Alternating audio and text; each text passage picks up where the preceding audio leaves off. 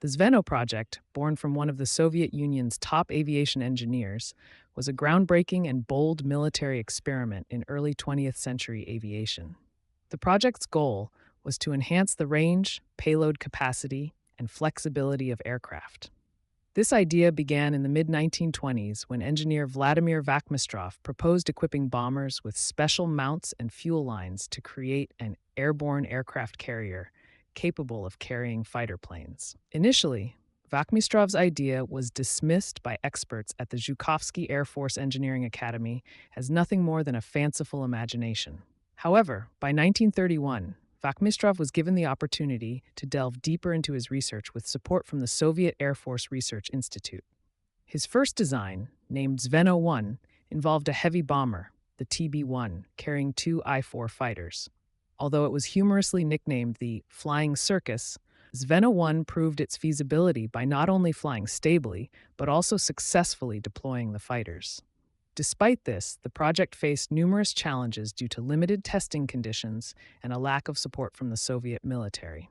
Nevertheless, Vakhmistrov's vision left a significant mark on aviation history, paving the way for new approaches in aircraft design and aerial warfare strategies. Despite numerous challenges, Vladimir Vakhmistrov remained persistent in developing the Zveno project.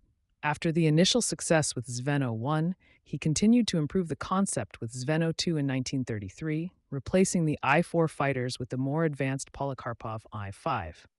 Zveno 2 used a four-engine TB-3 bomber carrying three I-5 fighters, two mounted on the wings and one in the center of the fuselage. However, the difficulty of attaching the center-mounted fighter meant it was often used as an auxiliary engine instead. The Zveno design demonstrated its strength when the coupling system between the mothership and the parasite planes worked effectively, increasing both speed and lift for the entire system. Additionally, the attached fighters could use fuel from the mothership, extending their operational range without depleting their own reserves. However, this design had its downsides, such as the difficulty of assembling and storing the massive system outdoors, making it vulnerable to attacks. Concerned about the advancements of rivals, Vakhmistrov developed Zveno 3, which simplified the design by suspending IZ fighters under the wings of the TB-3. This allowed for easier transport and storage inside hangars. By August 1934, Zveno 3 was ready for testing, but encountered significant issues during development.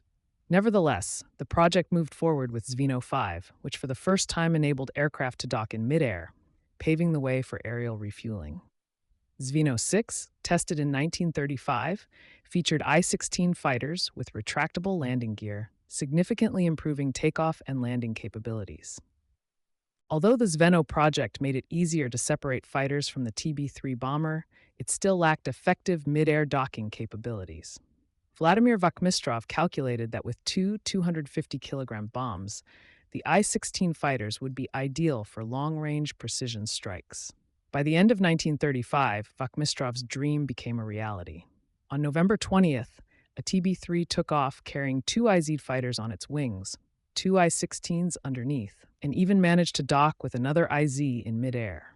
While photos of this event are blurry, it marked a significant milestone in aviation history. Following this success, Vakhmistrov developed the Zveno Aviamatka configuration, with the TB-3 carrying five fighters, two I-16s under the wings, two I-5s on the wings, and one IZ under the belly. Vakhmistrov's idea was to create a flying aircraft carrier that could not only transport and deploy fighters, but also support refueling for up to 8 I-16s, allowing for patrol missions lasting up to 6 hours. Next, Vakhmistrov moved on to Zveno 7, which experimented with mid-air docking between the mothership and two fighters, but faced difficulties due to the high technical demands and extended flight times. By 1938, Vakhmistrov introduced Zveno SPB, the final version of the project, consisting of a TB-3 and two I-16 fighters attached under the wings. Each I-16 could carry two 250 kilograms bombs, increasing their payload fivefold, enabling precise strikes deep into enemy territory, with a range of 2,500 kilometers and a ceiling of 6,700 meters. This was a remarkable achievement in combining heavy bombers and fighter aircraft. Many experts believe that the Zveno SPB was a perfect blend of innovative design and military strategy. Unlike traditional bombers that used carpet bombing techniques, the Zveno SPB allowed for precise strikes on specific targets while extending the flight time of the parasite fighters by over 80 minutes. Because of these advantages, the Soviet Union ordered 40 Zveno SPB units, but with the outbreak of war, only 6 were produced and put into service. On June 22, 1941, when Germany launched Operation Barbarossa, the Zveno SPB was quickly readied for combat.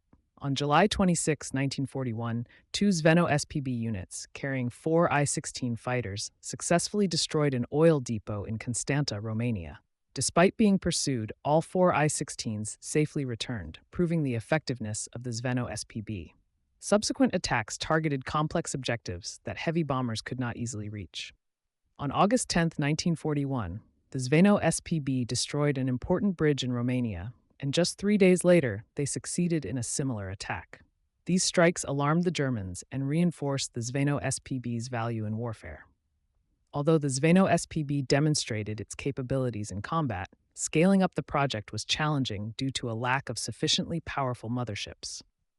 However, the Red Army continued to utilize the existing Zveno units to strike key targets, such as destroying a floating dock in Constanta on August 17th and a bridge in Zapor, Ukraine, on August 28, 1941. Just a week after its debut, the Zveno SPB faced its first setback when an I-16 and an I-1 were shot down by enemy anti-aircraft fire during an attack in Romania.